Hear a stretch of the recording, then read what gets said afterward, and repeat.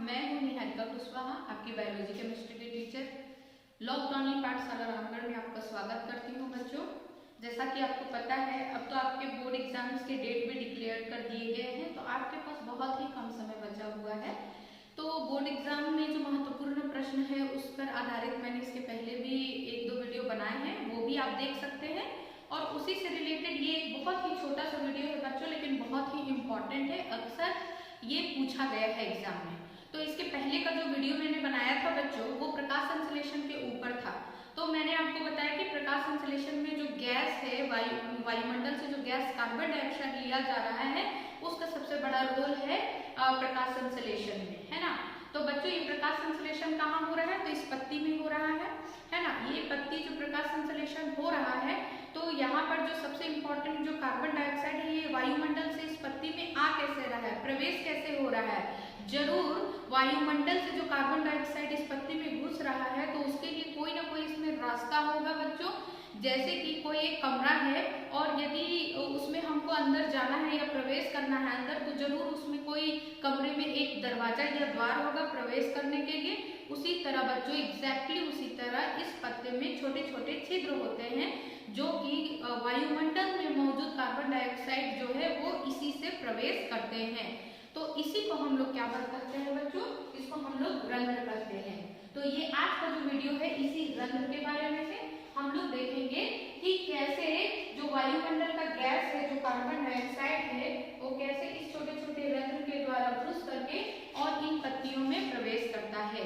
तो बच्चों, ये बहुत छोटा वीडियो है, लेकिन बच्चों मैं आपको बता दूं कि अक्सर एग्जाम में रंध्र का नामांकित चित्र बनाने या फिर रंध्र का इस तरह से चित्र बना हुआ रहेगा और आपको लेबलिंग करने के लिए आएगा या फिर उसका नाम लिखने के लिए आएगा कि इस संरचना को क्या कहते हैं, ये इस संरचना को क्या कहते हैं, इस संरचना को क्या कहते हैं और ये क्या है।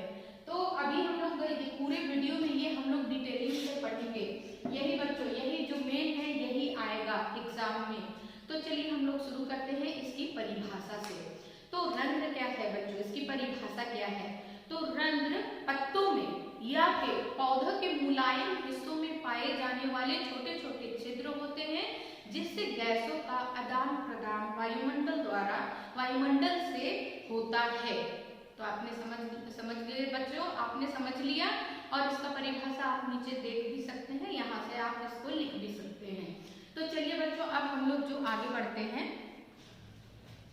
बच्चों, तो रंध्र के बारे में आज जो हम लोग पढ़ेंगे वो है रंध्र की परिभाषा, रंध्र की संरचना, रंध्र का वितरण और रंध्र के प्रमुख कार्य कौन से हैं। यही अक्सर पूछा जाता है, या तो रंध्र का कार्य पूछा जाता है या फिर रंध्र का चित्र बना हुआ रहता है और उसमें जो तीर का निशान जो होगा उसमें उसके जो पार्ट्स हैं उसको आपको पूछे जाएंगे एग्जाम में। मेनली यही 2 टाइप के जो प्रश्न है वो पूछे जाते हैं। तो आइए बच्चों हम लोग देखते हैं। सबसे पहला है रंध्र की परिभाषा। तो रंध्र की परिभाषा हम लोग क्या बोल सकते हैं कि रंध्र क्या है? तो छोटे छोटे पत्तों में पाए जाने वाले या फिर पौधों के मुलायम हिस्सों में पाए जाने वाले छोटे छोटे छिद्र होते हैं, जिसे हम लोग क्या कहते हैं? उसे हम लोग रंध्र कहते हैं। अब है बच्चों की रंध्र की संरचना। अब हम लोग देखते हैं रंध्र की संरचना। तो ये देखिए बच्चों, यहाँ पर आपको दिख रहा है, तो ये क्या है?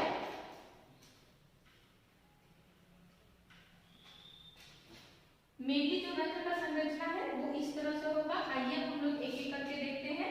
ये जो सेम के आकार का, सेम का बीज आपने देखा होगा, सेम के बीज के सेम के आकार का ये जो दो विशेष संरचना वाले जो कोशिका होते हैं, इसे हम लोग क्या कहते हैं बच्चों? तो इसे हम लोग कहते हैं द्वार कोशिका। ये क्या है बच्चों? द्वार कोशिका। इसकी संरचना कैसी है बच्चों? तो इसकी संरचना सेम के बीज की आकार की तरह है और ये क्या है? द्वार कोशिका है। और ये जो बीच में है, यही बच्चों क्या है? तो ये छिद्र है, जो सही वातावरण के अनुसार या फिर दिन या रात को अकॉर्डिंगली वो क्या होता है? खुलता है या बंद होता है। और ये क्या है बच्चों? तो ये जो है, ये क्या है? तो ये हरित लवक है, हरित लवक है। और ये क्या है बच्चों? तो ये इसकी सहायक कोशिकाएं हैं। ये क्या है बच्चों? तो सहायक कोशिकाएं हैं। ये जो बगल में जो संरचना दिख रहा है, तो ये सेब के आकार का जो संरचना है ये द्वार कोशिका है, ये छिद्र है बच्चों, ये हरित लवक है जो द्वार कोशिकाओं में जो मौजूद है, और ये क्या है, तो ये इसकी सहायक कोशिकाएं हैं। तो ये हो गया इसका संरचना बच्चों। तो ये जो आप देख रहे हैं इसमें दो तरह का दीवार होता है, एक इसमें ये मोटा दीवार होता है, और ये जो यहाँ पर बाहर की ओर देख रहे हैं ये इसका जो है पतला दीवार है। तो आइए हम लोग देखते हैं कि इसका जो वितरण है वो कैसा होता है बच्चों। तो क्या होता है कि जो पत्ते होते हैं, मान के चलिए कि ये एक पत्ता है, तो ये जो पत्ता है इसमें ये इस तरह से पूरा जो छिद्र है, यदि हम लोग माइक्रोस्कोप के अंदर देखें तो हम लोगों को इस तरह का ये संरचना दिखता है, यदि हम लोग माइक्रोस्कोप के अंदर में देखते हैं तो, है ना। तो ये जो पत्ता है बच्चों इस तरह से ये छिद्र बटा हुआ होता है। तो अब ये इसका वितरण कैसे होता है, तो जिस तरह से आपको पता है कि पत्ते दो प्रकार के होते हैं, एक बीजपत्री पत्ते और द्विबीजपत्री पत्ते।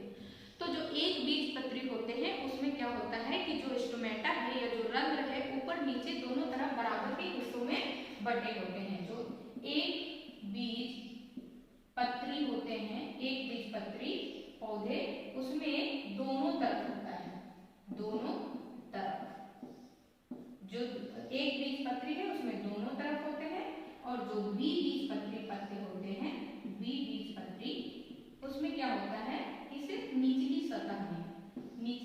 सतह में पाए जाते हैं, निचली सतह में सिर्फ पाए जाते हैं। तो ये हम लोगों को समझ में आ गया इसका वितरण, कि वितरण कैसे होता है। तो जो एक बीजपत्री होगा वो पत्ते के ऊपर और नीचे दोनों सतह में पाए जाएंगे, और जो एक द्विबीजपत्री होगा उसकी सिर्फ निचली सतह में पाया जाएगा। जैसे कि देखिए बच्चों ये एक पत्ता है, तो जो एक बीजपत्री वाले पत्ते होंगे उसमें ऊपर और नीचे दोनों तरफ स्टोमेटा या छिद्र होंगे। लेकिन जो द्विबीजपत्री यानी कि ऐसे पत्ते जिसमें दो बीजपत्र होते हैं, तो उसके जो बीज में, तो उसमें क्या होता है कि सिर्फ निचली सतह में रंध्र की संख्या बहुत ही ज्यादा होती है।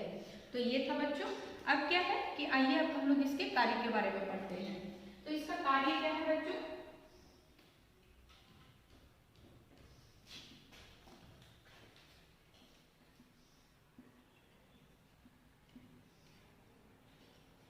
अब हम लोग इसके कार्य के बारे में पढ़ते हैं।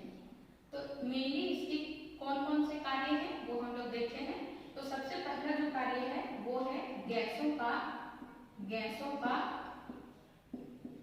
आदान प्रदान।